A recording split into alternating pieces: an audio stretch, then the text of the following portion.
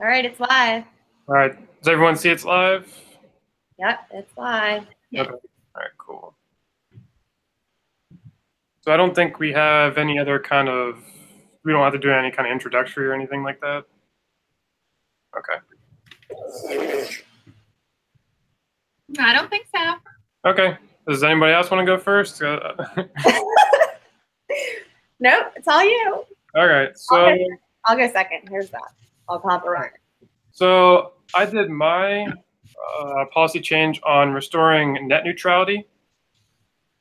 So over the course of the presentation, I'm going to be talking about what net neutrality is and kind of the history of net neutrality, as well as what getting rid of, or I guess having the policy changed back on June 11th, how it affects us and what it means for us,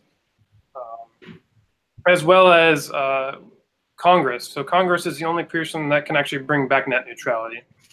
So I'll get right into it. So net neutrality is a belief that internet service providers, also known as ISPs, are not allowed to discriminate towards any or all data on the internet.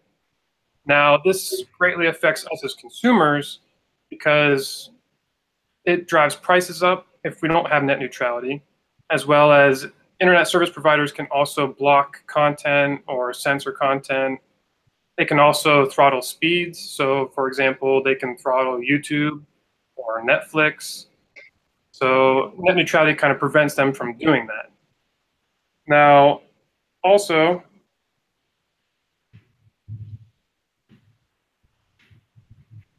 yeah, that's pretty much it. So net neutrality was first introduced there in 2015. It's known as the 2015 Open Internet Order. And this was done with the Obama administration.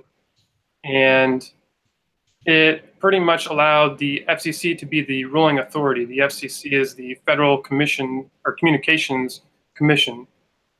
Now, they oversaw everything, and they kind of took the power and authority away from the FTC, the Federal Trade Commission. Now, and that's as per CNN.com. So it also classified as a utility. So the internet was classified as a utility, and it allowed the FCC to kind of overrule this, kind of keep the ISPs in check. Now, as of June 11th, a couple weeks ago, about 15 days ago, net neutrality was repealed.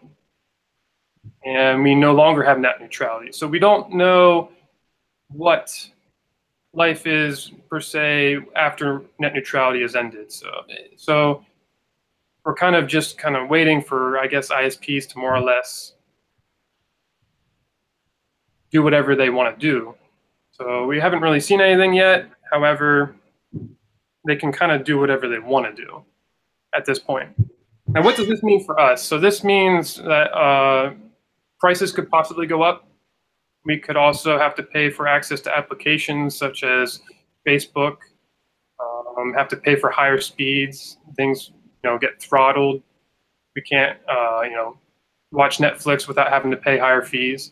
So this could mean a lot for the consumer. And this could mean we got to pay a lot more, a lot's coming out of our pockets just for access to the internet and access to information and possibly communication.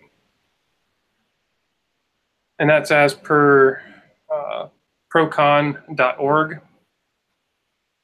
Now, the only people that can really, truly make an impact on this policy is Congress. Now, Congress is the one that actually repealed net neutrality, and there has been talks of bringing net neutrality back. However, the bipartisanship in Congress has not really allowed this to kind of progress in terms of bringing net neutrality back as a more permanent solution to kind of monitor ISPs and their, I guess, power with the internet. Now, a lot of people have had strong opinions on this, and a lot of people feel like this could be the end of the internet because people are getting websites censored. A lot of small businesses cannot start up their own websites, or they have to pay a lot of lot to start a website. And then a lot of people feel like this is also an issue with the First Amendment and impeding on the speech, freedom of speech. So I guess we can start our discussion. I want to know how you guys feel about this in terms of your initial thoughts as to net neutrality being repealed and also bringing back net neutrality. Okay, so I have a question. Okay, so net neutrality, it's not an actual, it's basically the ability to control websites so they can't control the internet, is that? Net neutrality is a policy to kind of prevent ISPs or internet service providers from censoring content, blocking websites, or prioritizing websites over certain things. So like let's say Spectrum has their own streaming service, much like Netflix. Okay. Throttle Netflix and make it expensive to get the higher speeds, and then make theirs available.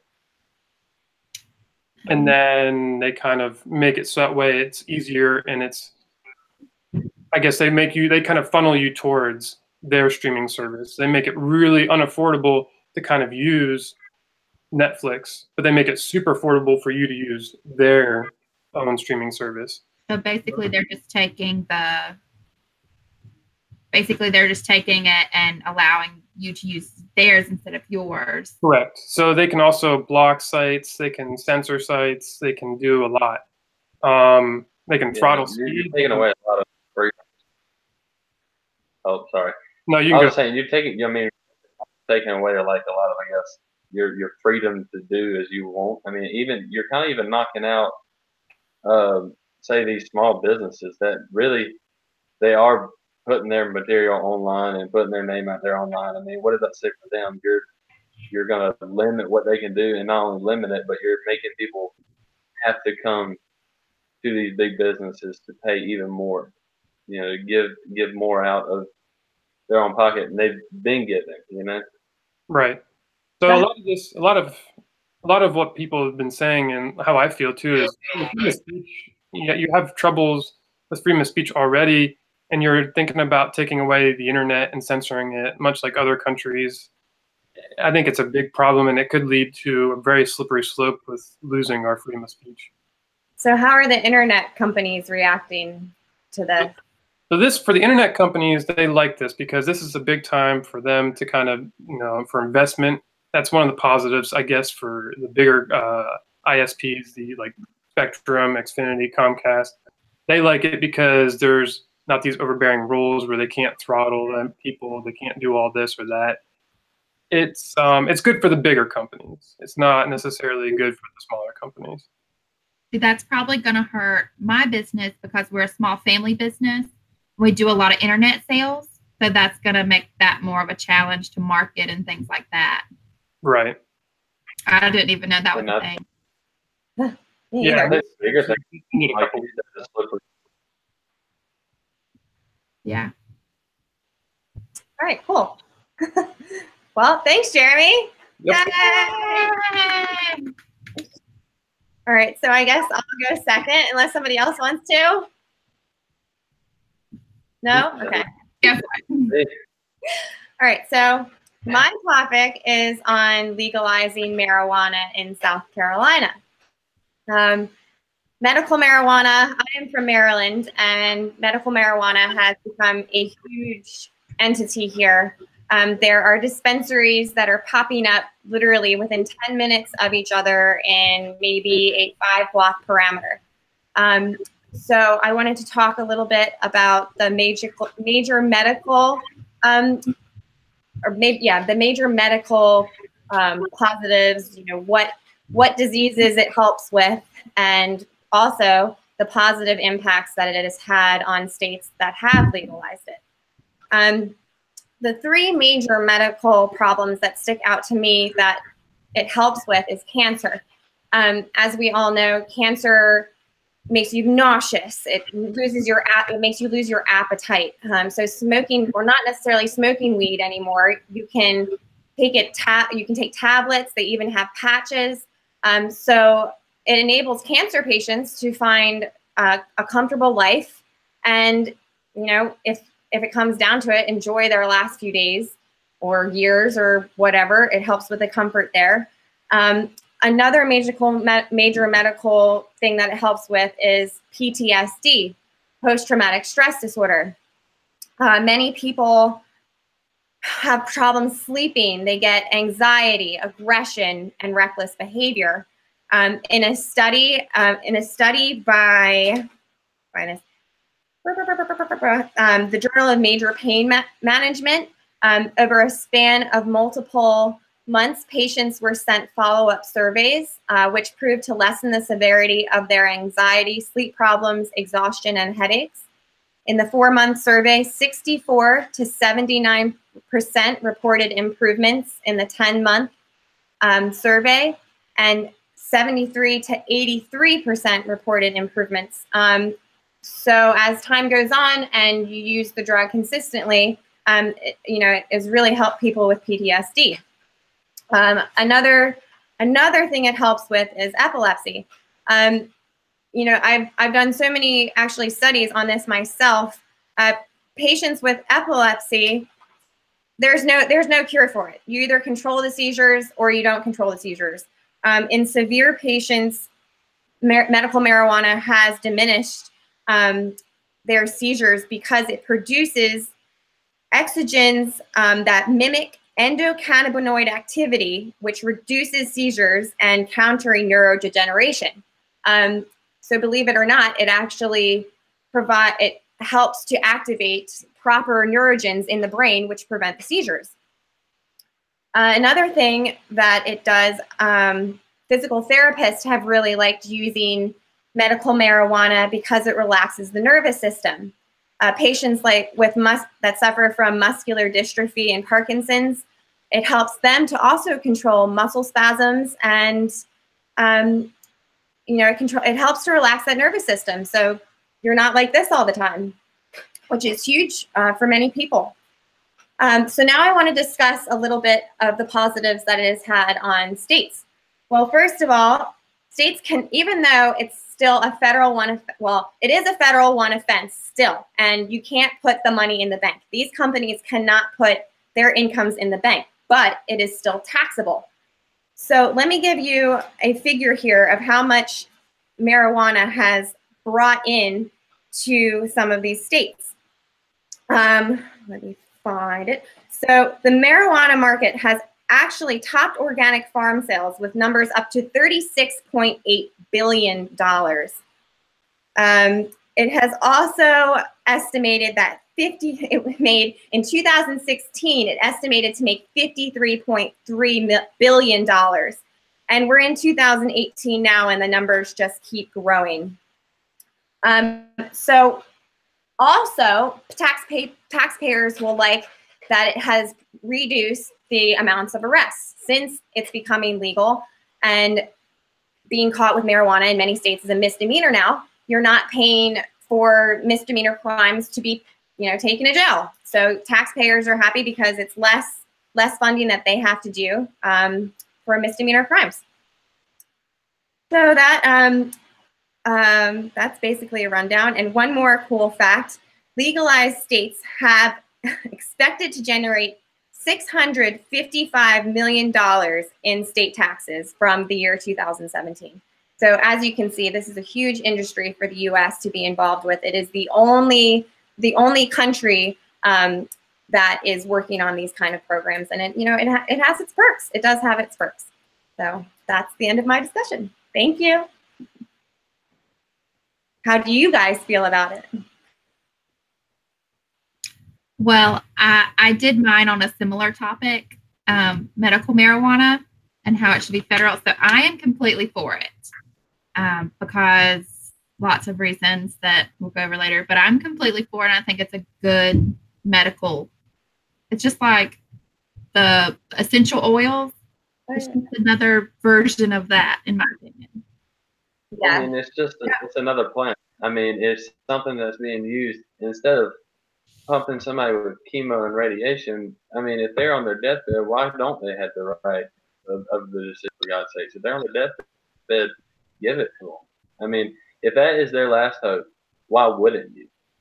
So I think it's actually kind of ridiculous. All it is it's a pharmacy game where the pharmacies feel like they can't get their hands on it, and if they don't have the next drug, then nobody else should be allowed to either. Right. That's all it's about. It's about money.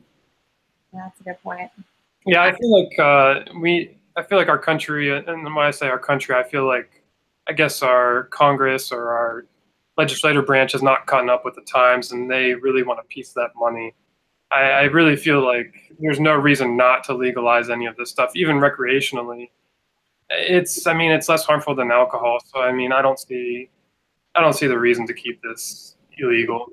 That was another topic I forgot to touch base on. Actually, there has never been a reported death from overuse of marijuana. Like, it's just physically impossible to OD on marijuana. You're either you basically fall asleep. Yeah, if they're really behind the wheel, but yeah, if you're really worried about it, then make laws where you can't be high and drive or something. I don't know. Yeah, just like alcohol. Yeah, you can. Marijuana is it's relative. It is a safe drug. It's not harmful like alcohol is, where you have like cirrhosis of the liver. Right. You just need to catch up with the times. That's really all it is. And like I said, like now you don't have to smoke. People are like, oh, you have to smoke it. Like, why would you? That's bad for your lungs. But like I said, like you can eat it. You can take a tab now, or you can put it on. So there's just no excuse of maybe because they haven't scientifically proven that there are no downside effects. But I think every drug that we take, and even alcohol, has a downside effect. Like everything does. Eating too many vegetables can have a downside effect. So look at all the side effects at the end of all the commercials. There's like a 10-minute warning of everything it can cause. It's like the description's this big, and then like you have 10 pages of side effects for it. Right. For everything. Yep. You got an additional 3-minute commercial just for the side effects. If we had an advertisement for marijuana, they would cut their prices in half. Yeah. Like, okay, you'll go to sleep. You'll sleep better at night with this. Yeah, it helps with insomnia. So what irritates me is that gateway drug. Well, with anything illegal, it's going to follow more illegal substances. So legalizing it, you're going to take it out of the wrong hands. You might still, obviously, they're stripping of all things that are in the wrong hands. But what percentage are you pulling away from them? And at that point, you're taking the clashing away. You're not having to worry about those illegal drugs being side by side. Yeah. They can focus on more of the harsher drugs like crack and things that kill people. Right. Right. Things that have no benefit at all. Yep. So, all right, cool. Well, thanks, guys. Oh, well, who's next? Well, I guess since mine follows the same lines, I'll go next. Okay. Mine is I wish to appeal to the federal government to deregulate marijuana and cannabis oil and synthetic uses for all medical purposes, not just the few that some states have. Because in South Carolina, if you have epilepsy, you have to have specific types of epilepsy. You can't have, there's only 2 types in South Carolina that you have to be able to use the patches and the oils. So that's mine. So according to the National Conference of State Legislators, marijuana is a Schedule I drug. So it's a controlled substance, meaning that it is a federal offense, just strictly based on its potential of dependence. Well, so are most painkillers, like ibuprofen. There's a huge addiction to ibuprofen, muscle relaxers, painkillers, and they have lots of side effects like we talked about earlier. But in 2001, a Supreme Court ruling made certain medical uses okay, especially in South Carolina. That was a huge thing. They actually have a plant in South Carolina that can produce medical marijuana, cannabis oil, for certain uses, which was huge because we're one of the most regulated states that there is. In 2009, Obama sent a memo to federal prosecutors to not to prosecute the distributors if they're following their state laws. But it still didn't help the medical uses that it's not able to be used for. There's 2 types of epilepsy that it can be used for. It's the Lennox syndrome, and it's a childhood epilepsy. and a SCW9A gene. If you have that, you have childhood epilepsy. It can happen in adults, but it's most of the time only happens in children. So that's according to the National Library of Medicine and Home References.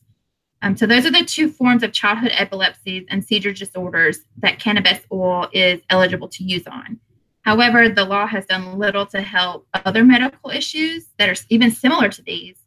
My little brother actually has epilepsy and is not eligible to use the cannabis oil. So I did an interview with my mother, and she kind of explains the situation. He had his first seizure when he was 5 days old. He has had over 300 seizures in his lifetime. He's 8 now. He takes 4 medications 3 times a day. He has a medical implant that works kind of like a pacemaker, where it shocks his brain every 36 seconds for 3 seconds. And it kind of resets his brain to produce the neurons that blocks out seizures. And basically his brain gets overloaded and it just kind of short circuits and causes a seizure. But his has no name, no cure, and no known cause. It's not a genetic thing that they found. He's been to Tennessee and New York and all these places to try to get help and find a name. Because if we have a name, we can get the medicine. We can get the cannabis oil. But without it, we cannot. So the next step is to move to a state that does allow, like I believe you said Maryland. There's lots of that do. But we'll have to have new testing, new diagnosis, basically. And it depends on the state whether they'll allow a no-name syndrome to get it. So without the specific name, you can't get the medicine. So I think it should be, if you have epilepsy in general, you are allowed to use it. And even for recreational uses, that's always a huge factor, but at least for medical purposes, if you have cancer, any type of cancer, if you have epilepsy or pain management or anything like that, you should be allowed to use it and to benefit from it, from all the things that it's done for people. I mean, there's a young girl that was in the hospital with Jonathan. She has drop seizures, which is the form of the Linux one. She just drops and goes out. She was 13.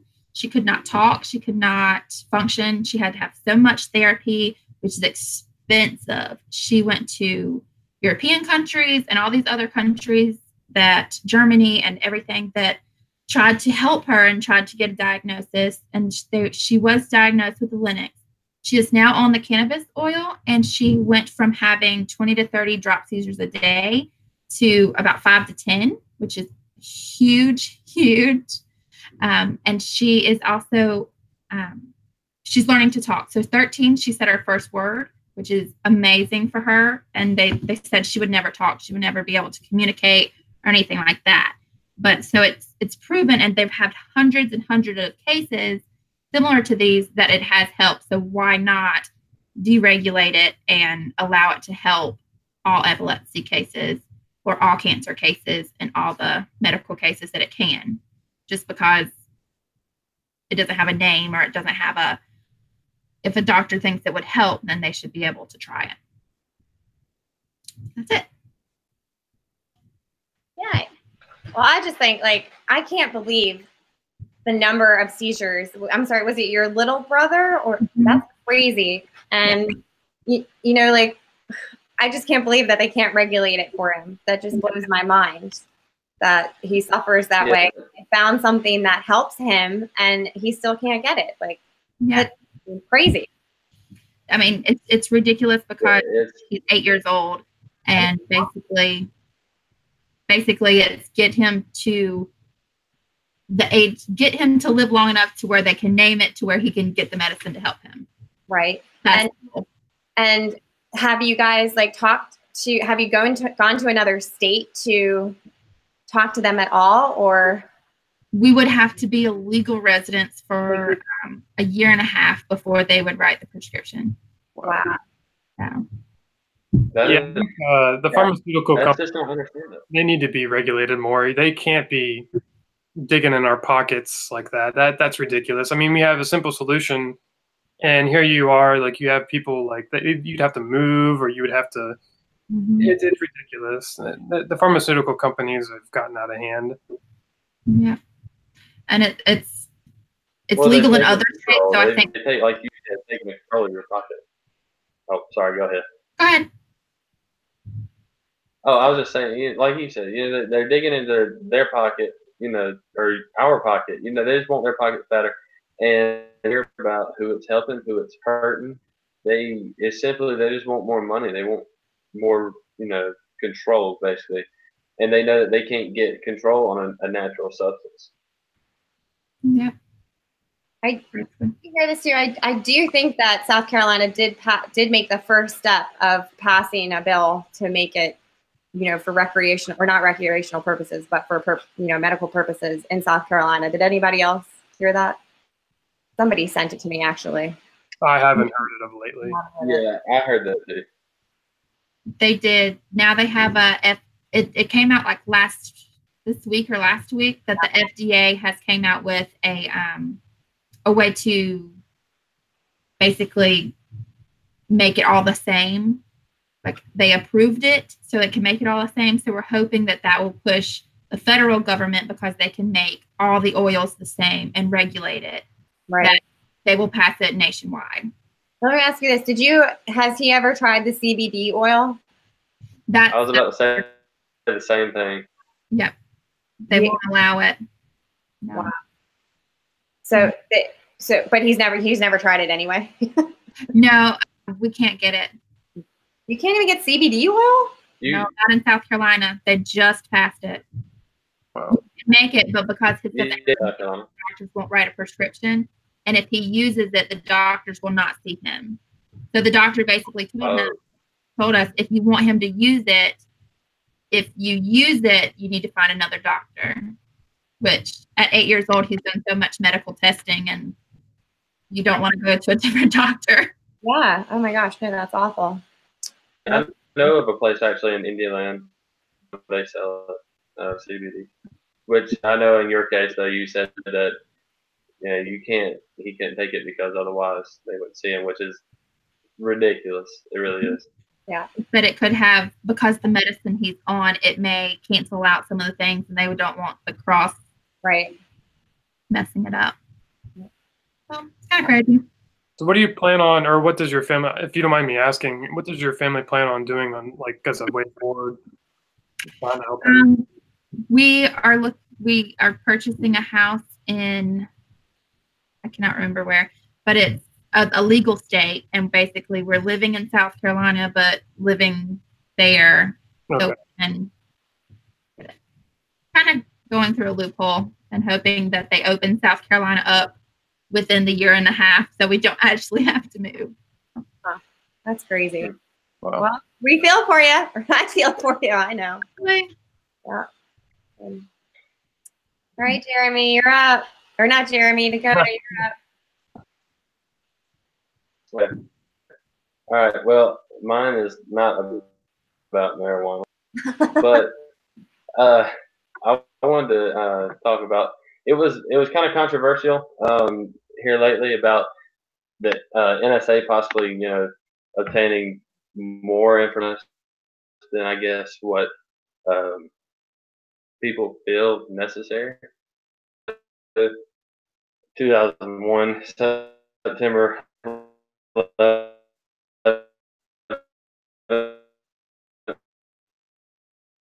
probably the most devastating thing that before we passed understandable why. We were desperate. We were kind of frightened. Something like this happening to us, and we'd never seen it coming. So we needed something to allow us to see it coming a little bit quicker. Notice. So we passed the Patriot Act, and it allowed for us to obtain information on citizens as well as souls. And then that was great.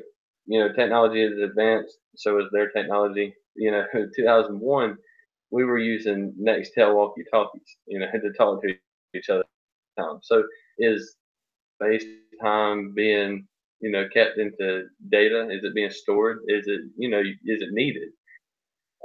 Justice.gov, I hear that, but it is simply just to improve counterterrorism in several different ways, but mainly I'm talking Section 215, which is basically data collection on U.S. citizens, whether they need it or not, just so that they can look at your past or your present and go back if needed. Well, Slate.com I used, and it explained it pretty well. That the government can demand this information at pretty much any time. They don't need to go through anyone, because they eliminated they eliminated that having to go to court.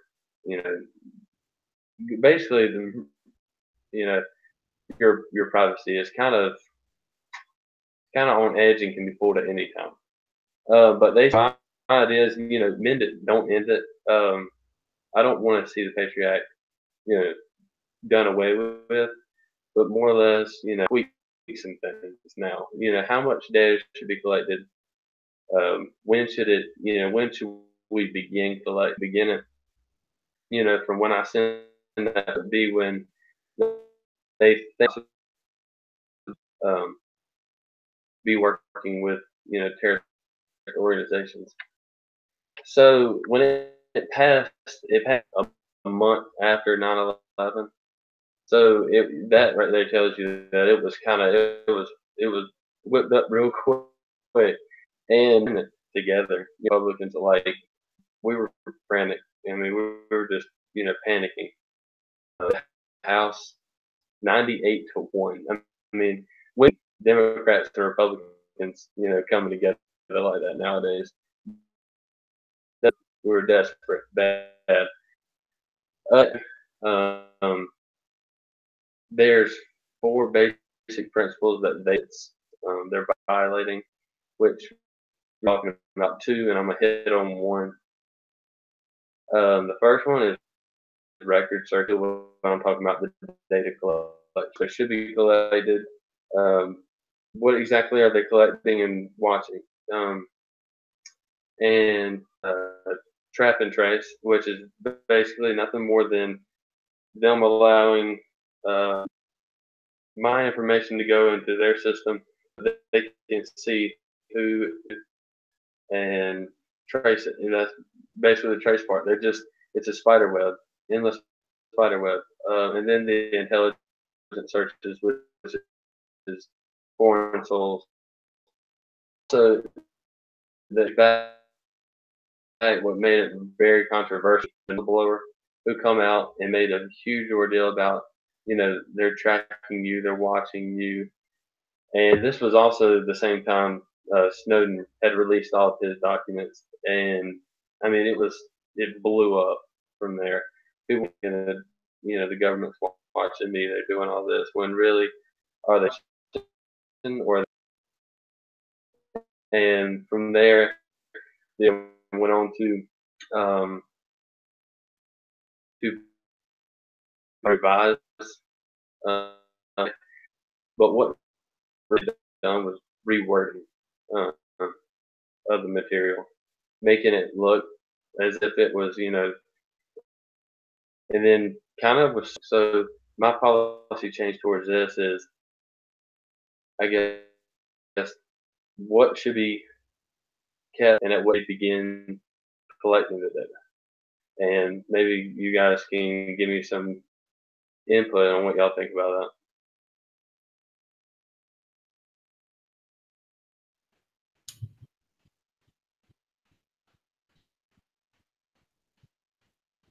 Can you hear us? Yeah, I can hear you. You're breaking up a little bit, but I didn't want to interrupt. But I think. Oh no, you're fine. I'm sorry. Did everybody else get the gist? Yeah. Yeah. Oh gosh.